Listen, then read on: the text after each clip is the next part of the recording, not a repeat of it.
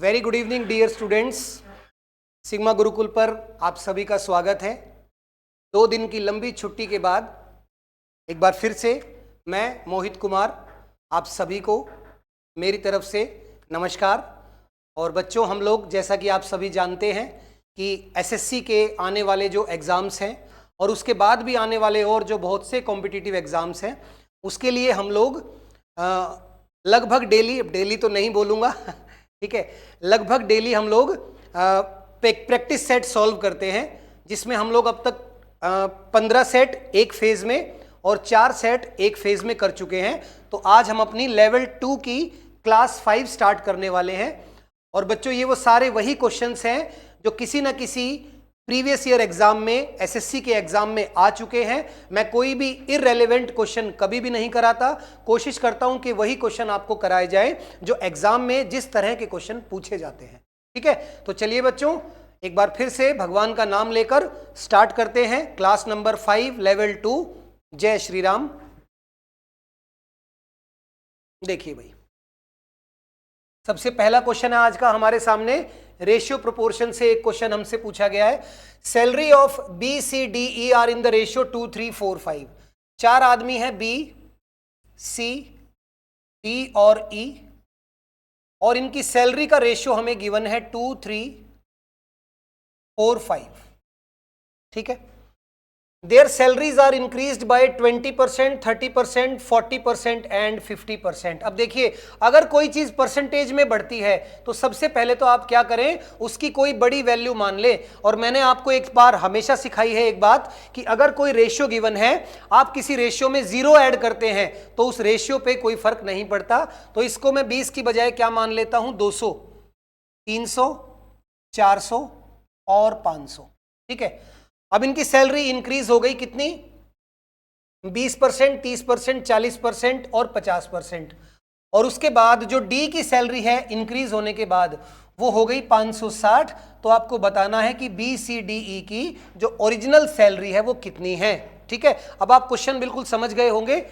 4 लोगों की सैलरी का रेशियो गिवन है, उनकी सैलरी में कुछ परसेंटेज का इंक्रीमेंट हो गया, सैलरी उनकी बढ़ा दी गई, और बढ़ाने के बाद डी की सैलरी कितनी हुई ये हमें गिवन है। तो जो गिवन होता है उसी से पहले हम शुरुआत करेंगे, वहीं से हमें सारी वैल्यूज का पता चल जाएगा।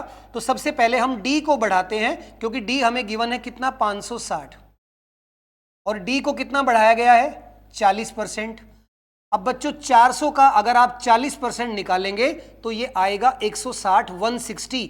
यानी कि जो परसेंटेज बढ़ाने के बाद, यानी मैंने जो वैल्यू मानी है 400, एक्चुअल में भी वही वैल्यू है, क्योंकि क्वेश्चन में गिवन है डी की सैलरी इंक्रीज होने के बाद, बढ़ने के बाद कितनी हो गई, 560, और हमारी वैल्यू भी क्या आई, 560, क्योंकि 400 मैंने मान लिया था, 40% का इंक्रीमेंट है, 160 बढ़ाएंगे तो 560 आ गया। इसका मतलब यही इन चारों की क्या है, original salary.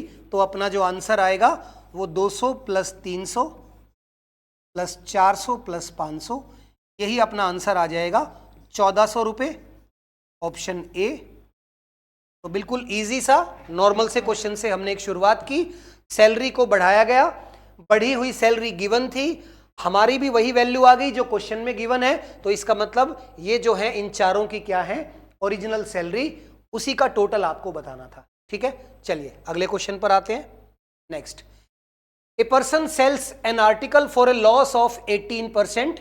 If he increase the selling price by 144 rupees and decreases the cost price by 30%, then there is a profit of 20%. What is the original selling price? देखिए क्या क्वेश्चन है। एक आदमी एक चीज को 18% के लॉस पर बेच रहा है, कॉस्ट प्राइस, सेलिंग प्राइस। अब मान लेते हैं कि उसने 100 की चीज को कितने में बेचा है, 72 में बेचा है। 18% का लॉस, 82 में बेचा है, क्योंकि यहां पर क्या है, 18% का लॉस है। तो अगर कॉस्ट प्राइस 100 है तो 82 में बेचेगा। फिर उसने सेलिंग प्राइस को 144 रुपए बढ़ा दिया। अब ये तो परसेंटेज है, तो अभी हम 144 को ना लिखकर पहले आगे बढ़ते हैं और देखते हैं कॉस्ट प्राइस में क्या चेंज किया। कॉस्ट प्राइस को 30% कम कर दिया, यानी कि ये जो 100 है, अब कॉस्ट प्राइस हमारी न्यू कॉस्ट प्राइस कितनी है, 70, क्योंकि इसको 30% क्या कर दिया, लेस कर दिया। और अब जो प्रॉफिट है वो 20% है, ये लास्ट में गिवन है कि कॉस्ट प्राइस को 30% कम करने के बाद जो प्रॉफिट है वो 20% ही होता है। अब 70 का 20% अगर आप निकालेंगे तो ये 14 आएगा, 7 दूनी 14, 70 का 20% 14, तो अब आपकी जो सेलिंग प्राइस है वो कितनी है, 84। तो पहले सेलिंग प्राइस थी 82, अब सेलिंग प्राइस है 84। इसका मतलब 2 रुपए या 2% बढ़ गई, और 2% की वैल्यू गिवन है कितनी, 144, क्योंकि सेलिंग प्राइस को रुपीज में कितना बढ़ाया था, 144, और परसेंटेज में कितना इंक्रीज हुआ, 2 का। तो 2% की वैल्यू 144, तो यहां से 1% की वैल्यू क्या आ जाएगी, 72। और हमें क्या निकालना है, find the initial selling price. देखिए कई बार बच्चे इसमें 100 की वैल्यू यहां निकाल देंगे और आंसर दे देंगे 7200, तो हमसे कॉस्ट प्राइस नहीं पूछी गई है, सेलिंग प्राइस निकालनी है। तो 72 1% की वैल्यू है, 82 की वैल्यू हमें निकालनी है, दोनों को मल्टीप्लाई कर देंगे।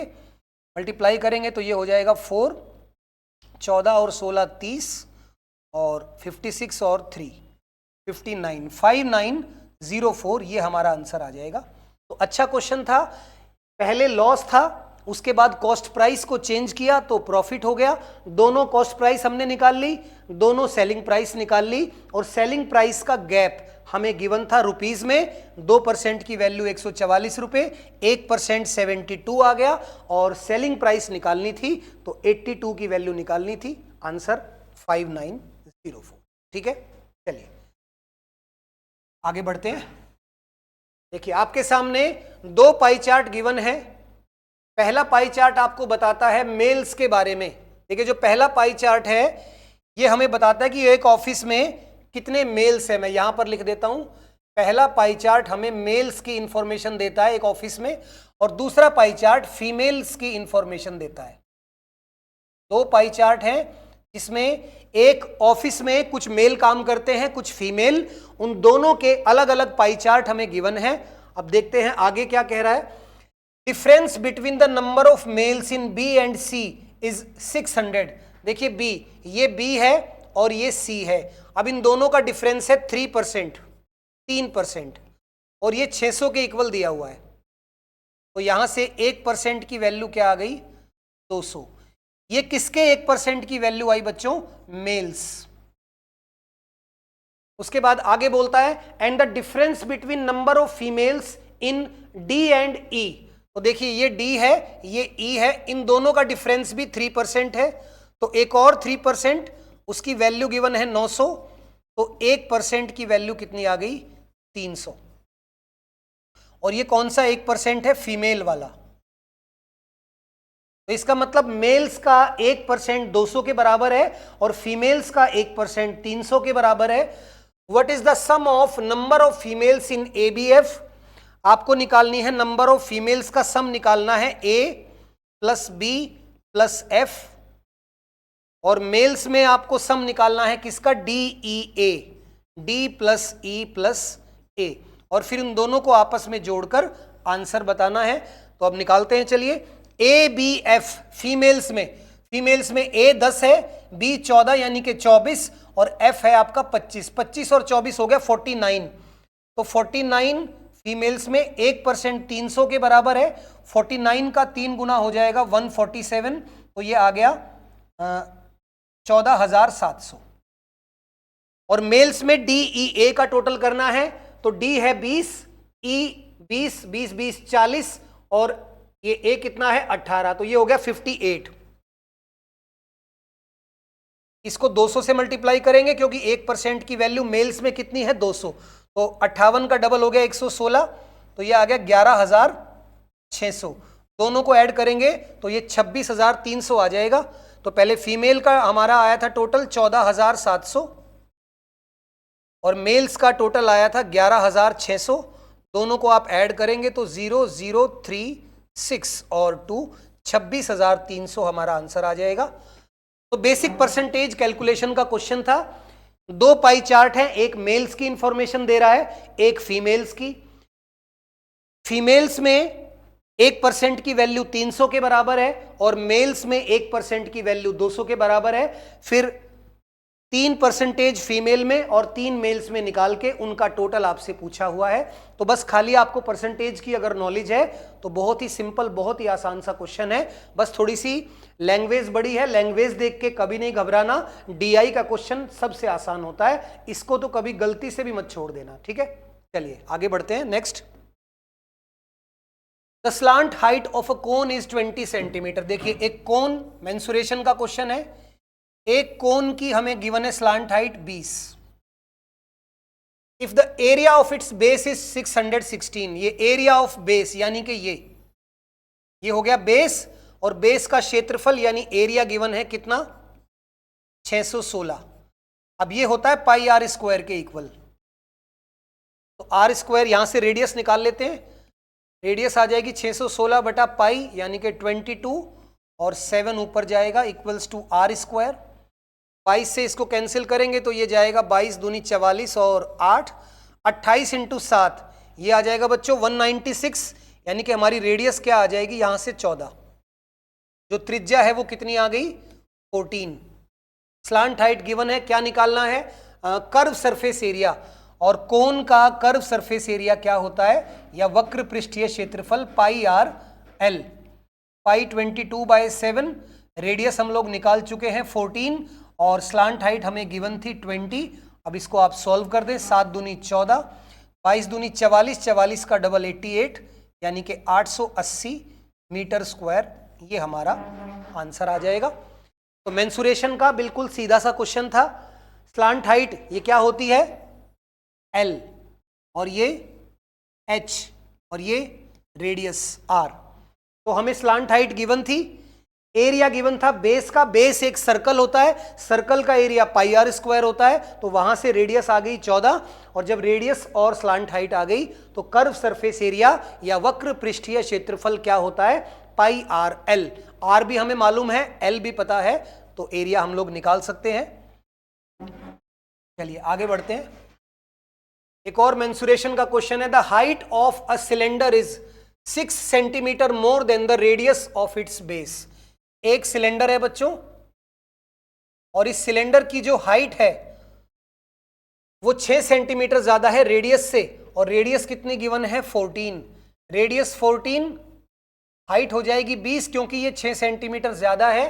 और आपको इसका वॉल्यूम निकालना है, बिल्कुल आसान सवाल।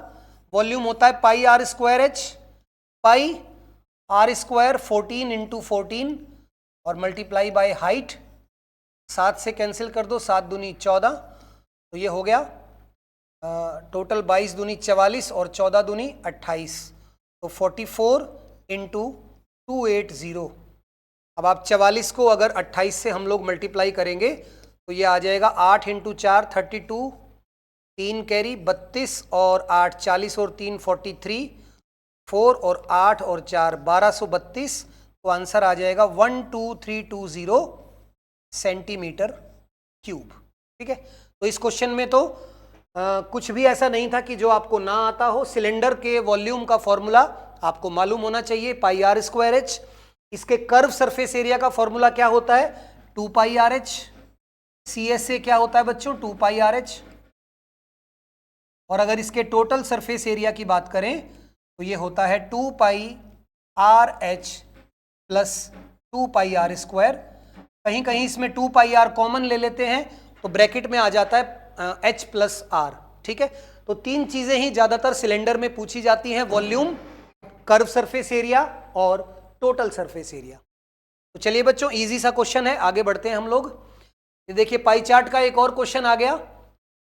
एक सर्कल गिवन है जिसमें number of tyres of a particular company are shown as a percentage of total number of tyres.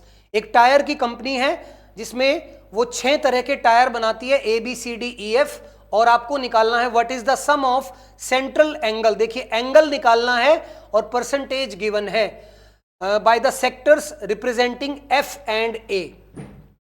ये है एफ और ये ए, ये टोटल हो गया। एफ की वैल्यू कितनी है 28% और ए हमें गिवन है 12%, तो टोटल हमें 40% की वैल्यू निकालनी है, किसमें, एंगल यानी कि डिग्री में।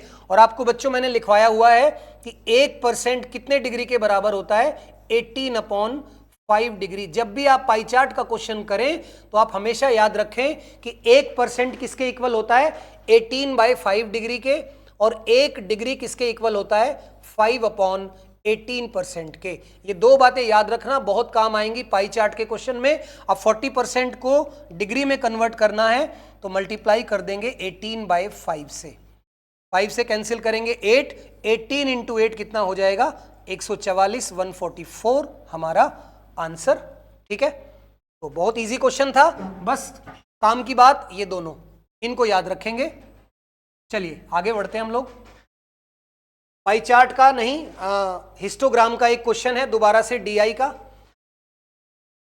ये एक डेटा गिवन है बच्चों बॉयज एंड गर्ल्स का, जिसमें जो व्हाइट वाला बार है ये किसको रिप्रेजेंट कर रहा है, बॉयज को, और जो ब्लैक लाइन है ये किसको रिप्रेजेंट कर रही है, गर्ल्स को। अब हमें देखिए क्या निकालना है, if the number of boys in school S6। अब बच्चा यहां पर सोचेगा, देखिए ये S1 है सबसे पहले, उसके बाद S2, S3, S4, S5। अब S6 यहां पे दिया ही नहीं हुआ, तो कुछ बच्चे तो S6 सोच के ही ये सोच लेंगे मन में कि इस क्वेश्चन में कोई प्रिंटिंग मिस्टेक है। ऐसा नहीं है, क्वेश्चन को पूरा पहले पढ़ो, उसके बाद डिसाइड करना कि मिस्टेक है या नहीं है। If the number of boys in school S6 are 30% more than the number of girls in school S1। देखिए जो S6 है, मान लो S6 कोई भी होगा, उस स्कूल के जो बॉयज हैं वो 30% ज्यादा हैं किससे, स्कूल S1 की गर्ल्स से। S1 है ये वाला स्कूल, इसमें गर्ल्स की संख्या कितनी है, 500, तो 500 से 30% ज्यादा, 500 का 30% निकाल लीजिए, ये आएगा कितना, 150। तो दोनों को ऐड कर दो, तो इसका मतलब जो स्कूल S6 है उसमें 650 क्या हैं, बॉयज हैं।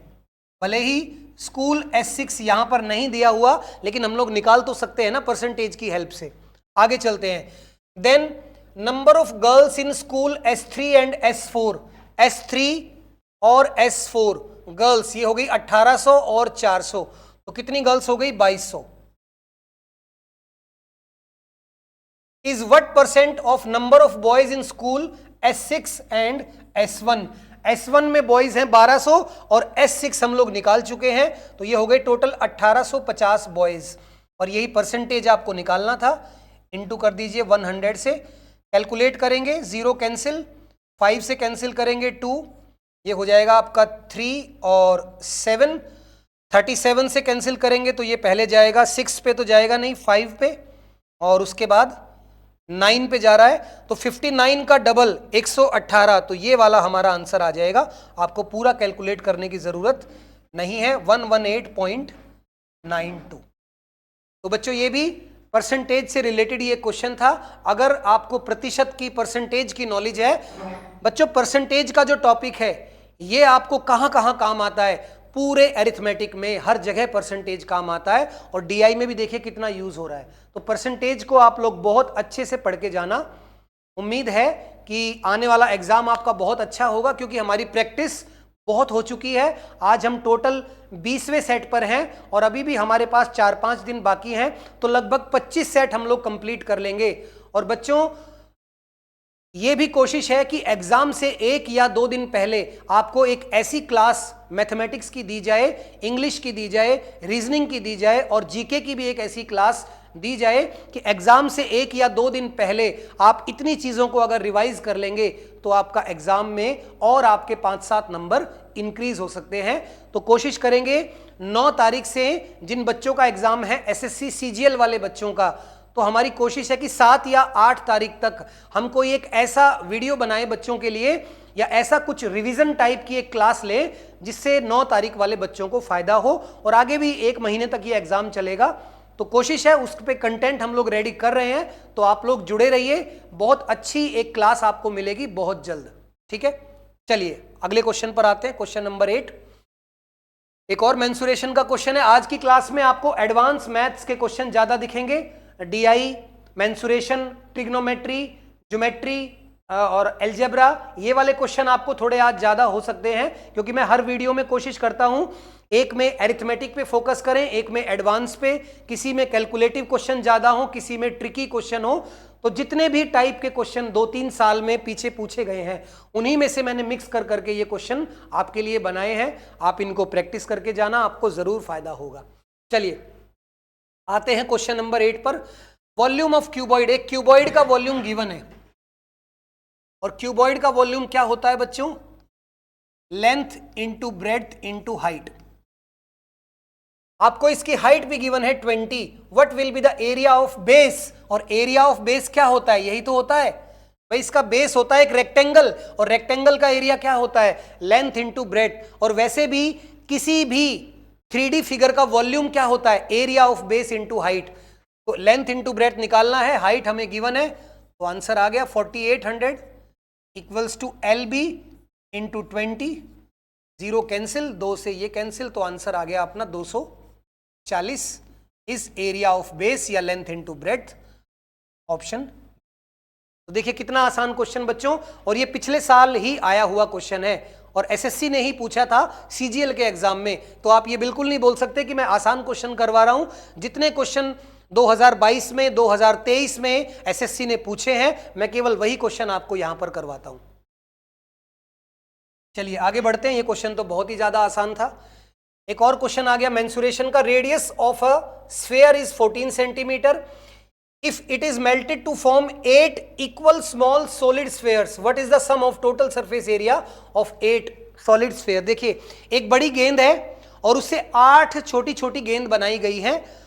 अब हमें उन गेंद का रेडियस निकालना है, क्योंकि फिर उसके बाद क्या पूछा हुआ है? Total surface area of the 8 balls. ठीक है, तो सबसे पहले तो जब मेल्ट करके कुछ बनाया जाता है तो दोनों का वॉल्यूम इक्वल होता है। इसका मतलब 8 गेंदें हैं, 4/3 पाई आर क्यूब, ये बड़ी वाली गेंद का वॉल्यूम होगा 14 इंटू 14 इंटू 14, और छोटे वाली का होगा 4/3, 3 ऊपर जाएगा इंटू पाई, और रेडियस हमें निकालनी है तो आर क्यूब लिख लेते हैं या छोटी आर क्यूब लिख लेते हैं। अब यहां से देखिए 4/3 पाई तो कैंसिल ही हो गया पूरा, और 8 को इधर ले आइए तो आर क्यूब, छोटे वाला जो एक स्फेयर है, एक गोले की रेडियस कितनी आ जाएगी? 14 इंटू 14 इंटू 14 डिवाइडेड बाई 8। अब 2 से कैंसिल करिए 4, 7, फिर 2 से कैंसिल करेंगे 7, फिर 2 से कैंसिल होगा 7, तो रेडियस आ गई कितनी? 7 सेंटीमीटर। देखिए आर क्यूब नहीं, आर। जो छोटे वाले स्फेयर हैं, बड़ी गेंद से जो छोटी छोटी गेंदें हमने बनाई, तो उस छोटी गेंद की रेडियस कितनी आ गई? 7 सेंटीमीटर। अब हमें इन 8 गेंद का क्या निकालना है? Total surface area. तो टोटल सरफेस एरिया एक स्फेयर का कितना होता है? 4 पाई आर स्क्वायर, और यहां पर 8 है तो 8 से मल्टीप्लाई कर देंगे, तो 4 इंटू पाई 22/7, रेडियस इज 7, और इंटू 8। अब सॉल्व कर दीजिए, आपको 22 इंटू 4 हो गया 88, और 8 इंटू 7 इज 56, तो 88 और 56 की मल्टीप्लाई कर दीजिए। 6 इंटू 8 48 का 8, 4 बच गया, क्रॉस मल्टीप्लाई कर दो, 48 और 40 88 और 4 92, ये क्या बचेगा यहाँ पर 9, और 40 और 9 49, 4928, ये हमारा आंसर आ जाएगा। ठीक है, ऑप्शन बी। तो ये था एक और मेंसुरेशन का क्वेश्चन, और यहां से हमने एक कंसेप्ट क्या सीखा कि जब किसी बड़ी चीज से छोटी छोटी चीजें बनाते हैं तो उनका वॉल्यूम सेम होता है, और जो नंबर है वो किसके इक्वल होता है? बड़े का वॉल्यूम डिवाइडेड बाय छोटी वाली चीज का वॉल्यूम। चलिए आगे बढ़ते हैं, इजी क्वेश्चन था।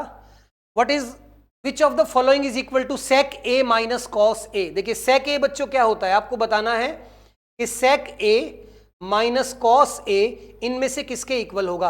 अब आप लोग सभी जानते हैं कि जो सेक है वो कॉस का उल्टा होता है, तो इसको मैं लिख सकता हूं 1/cos ए माइनस कॉस ए। एलसीएम लेंगे तो एलसीएम आ जाएगा cos ए, और ऊपर आएगा बच्चों 1 माइनस कॉस स्क्वायर ए, और 1 माइनस कॉस स्क्वायर होता है साइन स्क्वायर, तो इसको मैं लिख सकता हूं sine square A upon cos A. और अब देखिए 2 साइन है, एक साइन अपॉन कॉस क्या हो जाएगा? tan ए, और दूसरा साइन ऊपर ही बच जाएगा, तो हमारा आंसर आ जाएगा tan ए इंटू साइन ए। देखिए कितना आसान क्वेश्चन ट्रिग्नोमेट्री का आपसे पूछा। आजकल एसएससी जो है वो ट्रिग्नोमेट्री को बहुत ज्यादा हाई लेवल पे नहीं पूछ रहा है, बेसिक ट्रिग्नोमेट्री आती है। आप ट्रिग्नोमेट्री के बेसिक्स क्लियर करके चले जाना, सारे क्वेश्चन आपके निकल जाएंगे, ठीक है। और अगर जो हमने 20 क्लासेस ली हैं, इस 20 क्लासेस में ट्रिग्नोमेट्री, ज्योमेट्री, मेंसुरेशन की सारी फिगर्स, उनके सारे फॉर्मूले और लगभग सारी टाइप्स इन क्लासेस में आ गई हैं। अगर आप लोग मेरी 20 क्लासेस भी देख के चले जाएंगे तो मुझे उम्मीद है कि आप 25 में से बड़े आराम से 20 से ज्यादा क्वेश्चन कर लेंगे। 25 में से 25 वही करेगा जिसकी स्पीड, उसकी एक्यूरेसी और उसकी मेहनत बहुत ज्यादा है। नहीं तो 20-22 नंबर लेना इतना मुश्किल नहीं है, 25 के 25 क्वेश्चन सही करना ये चैलेंज है। तो बच्चों, आप में से जितने बच्चे मुझे देखते हैं मेरी क्लास, एग्जाम के बाद जो 25 में से 25 क्वेश्चन सही करके आएगा उसको मेरी तरफ से एक गिफ्ट मिलेगा। तो बच्चों, जिसके 25 में से 25 मैथ में सही हो वो मुझे जरूर बताना। चलिए अगले क्वेश्चन पर आते हैं। अगला क्वेश्चन है ज्योमेट्री से related. ABC and PQR are two triangles. दो ट्रायंगल है एबीसी एंड पीक्यूआर।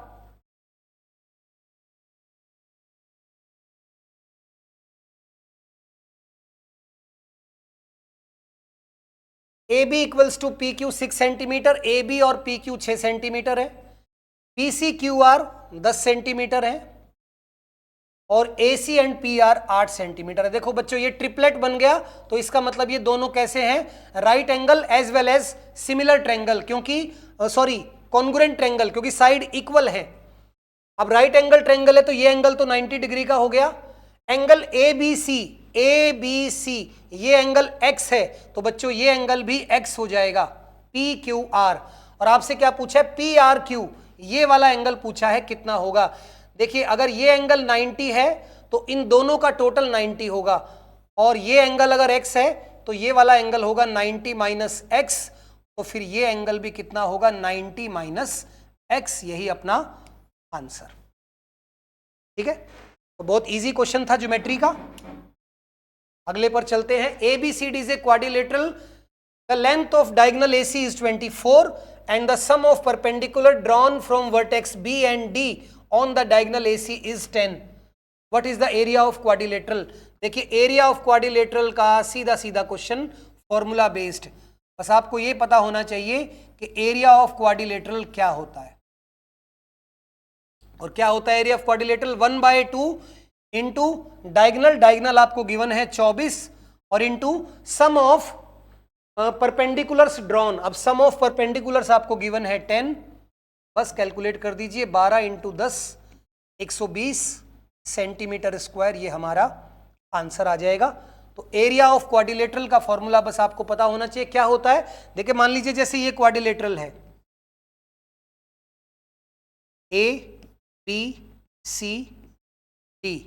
अब ये हो गया इसका डायगोनल, और डायगोनल पर अगर मैं दो परपेंडिकुलर डाल दूं, इस परपेंडिकुलर को मान लेते हैं S1 और इसको S2, तो एरिया क्या होगा क्वाड्रिलेटरल का, ये आप लोग ध्यान रखें, हाफ इंटू डायगोनल है AC into sum of perpendiculars यानी कि S1 प्लस S2।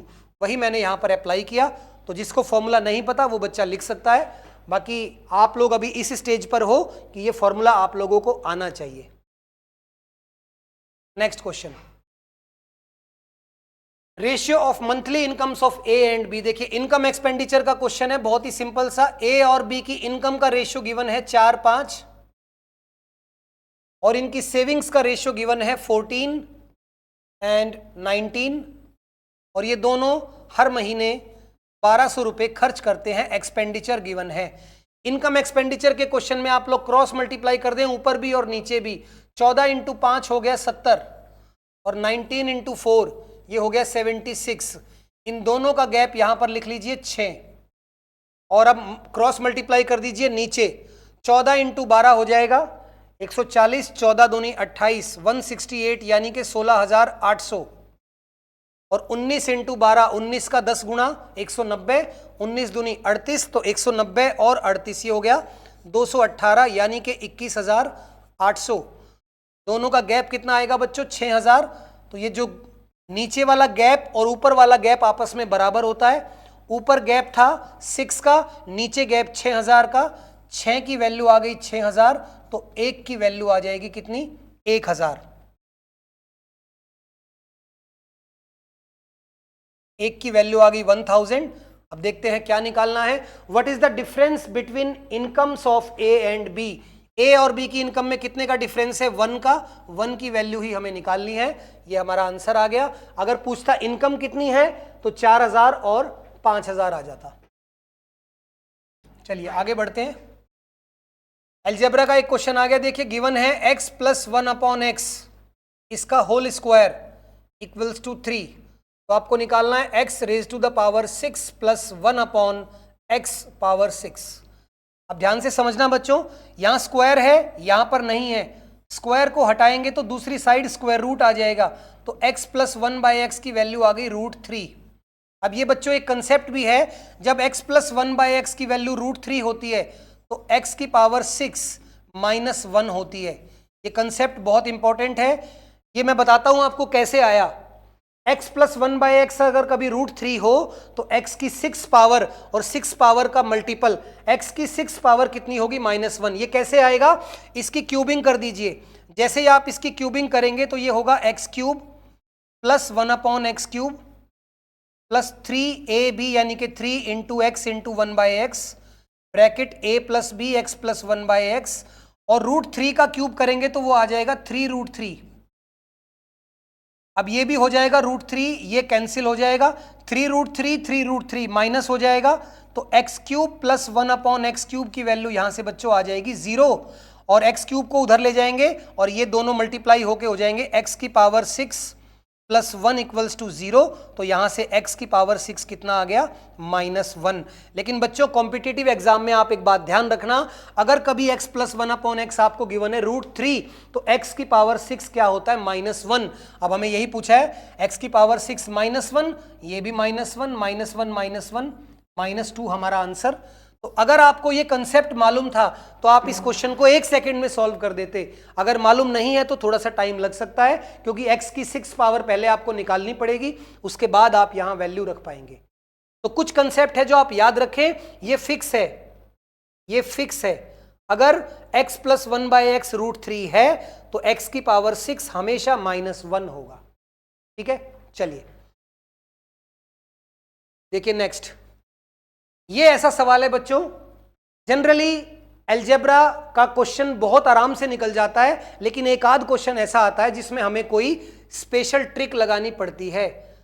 अब बच्चों एग्जाम में बहुत कम टाइम बचा है, तो मैं आपको ये स्पेशल ट्रिक बता रहा हूं, और इस ट्रिक का कब यूज करना है वो भी बता रहा हूं। अलजेब्रा का एक क्वेश्चन आपके सामने है, x y z, लेकिन कोई भी डायरेक्ट फॉर्मूला अप्लाई नहीं हो रहा। जब आपके सामने अलजेब्रा का क्वेश्चन आए और कोई डायरेक्ट फॉर्मूला अप्लाई ना हो, तो आपको एक काम करना है। यहां पर 3 वेरिएबल हैं x, y और z। 3 में से किसी एक वेरिएबल को 0 मान लीजिए, लेकिन ऐसा कब करना है? जब कोई डायरेक्ट फॉर्मूला नहीं लग रहा, किसी एक वेरिएबल को 0 मान लीजिए, लेकिन उसकी वजह से 0/0 नहीं बनना चाहिए, क्योंकि ये नॉट डिफाइंड हो जाएगा।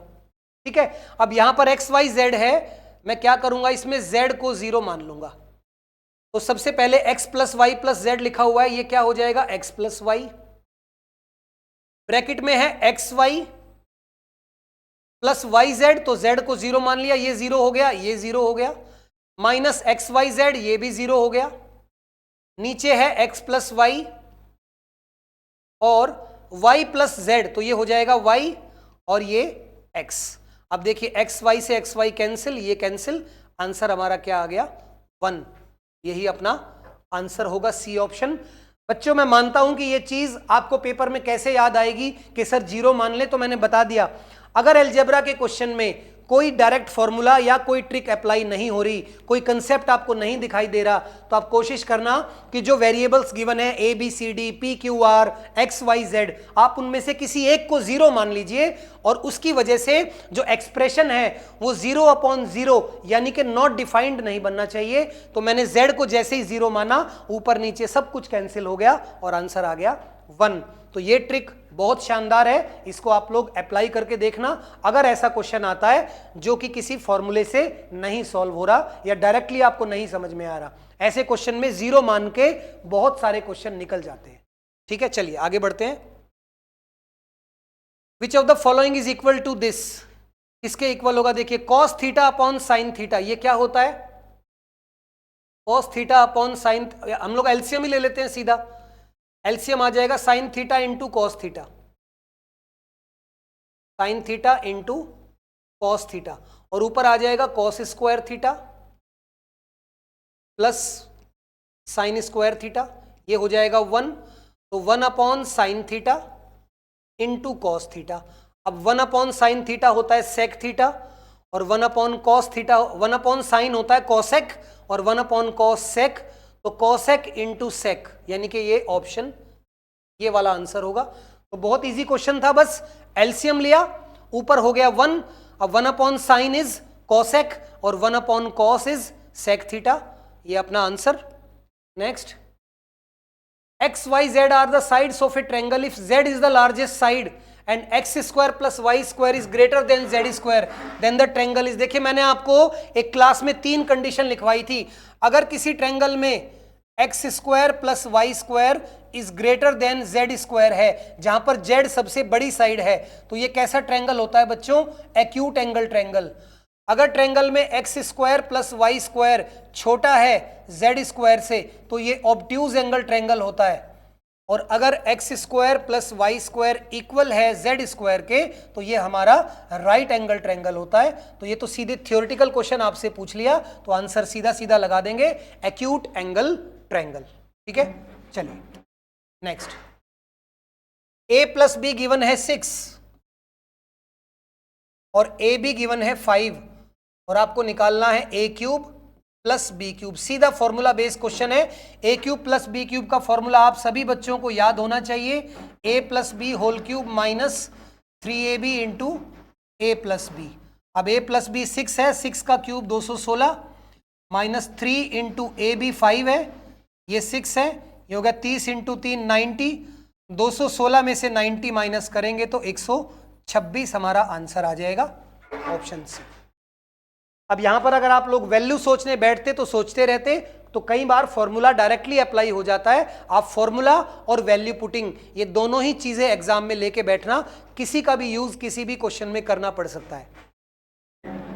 चलिए अगला सवाल, बहुत इजी क्वेश्चन पूछ लिया, सक्सेसिव डिस्काउंट। बार बार मैं आपको फॉर्मूला लिखवा चुका हूं कि 2 डिस्काउंट अगर हो तो टोटल डिस्काउंट होता है a plus B minus A B upon 100। तो एक डिस्काउंट है 18% का, एक डिस्काउंट है 22% का, और माइनस 18 इंटू 22 अपॉन 100, तो ये हो गया 40, माइनस ये हो जाएगा 22 इंटू 10 220, और 22 इंटू 8 168, तो ये आ गया टोटल 396 अपॉन 100।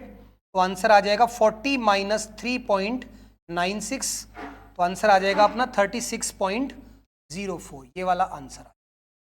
तो ये भी डायरेक्ट बच्चों फॉर्मूला बेस्ड क्वेश्चन है। 2 सक्सेसिव डिस्काउंट गिवन है, लगातार छूट, और जब 2 सक्सेसिव डिस्काउंट गिवन होती है तो टोटल डिस्काउंट इतना % होता है, ये होता है आपका नेट डिस्काउंट या टोटल डिस्काउंट। तो बस फॉर्मूले में वैल्यू रखिए, आंसर निकालिए, हम लोग आगे बढ़ते हैं। और देखिए ये आज का लास्ट क्वेश्चन जो कि ट्रिग्नोमेट्री के बेसिक वैल्यूज पर डिपेंड है। साइन 30 होता है बच्चों 1/2, ये है 3 साइन स्क्वायर 30, तो 1/2 का स्क्वायर हो जाएगा 1/4, प्लस आगे है 3/5 इंटू कॉस स्क्वायर 60। साइन 60 कितना होता है √3/2, और cos 60 कितना होता है 1/2, तो 1/2 का स्क्वायर यहां भी आ जाएगा 1/4, और माइनस 2 इंटू सेक स्क्वायर 45। देखिए सेक 45 होता है √2, तो स्क्वायर करेंगे तो ये आ जाएगा 2। अब इसको कैलकुलेट कर दीजिए, 3/4 प्लस 3/20 माइनस 4, एलसीएम आ जाएगा बच्चों 20, तो ये होगा 4 इंटू 5, तो 3 को 5 से मल्टीप्लाई करेंगे 15, प्लस 3 और माइनस 20 इंटू 4 80, तो 80 में से अगर 18 माइनस करेंगे ये आ गया माइनस 62/20, 2 से कैंसिल हो जाएगा, -31/10, ये अपना आंसर ऑप्शन सी। तो बच्चों आज की क्लास में ज्यादातर आपको मेंसुरेशन, अलजेब्रा, ट्रिग्नोमेट्री या डीआई के क्वेश्चन नजर आए। अगली क्लास में हो सकता है आपको अरिथमेटिक के ज्यादा क्वेश्चन नजर आए। तो चलिए बच्चों आज की क्लास को यहीं पे खत्म करते हैं और कल फिर एक नई क्लास में एक नई एनर्जी, एक नए जोश के साथ मुलाकात होगी। तब तक के लिए हंसते रहिए, पढ़ते रहिए, स्वस्थ रहिए और सिग्मा गुरुकुल के साथ बने रहिए। इसी के साथ आपसे इजाजत लेता हूं। आप सभी को मेरी नमस्ते, जय श्री राम, जय हिंद।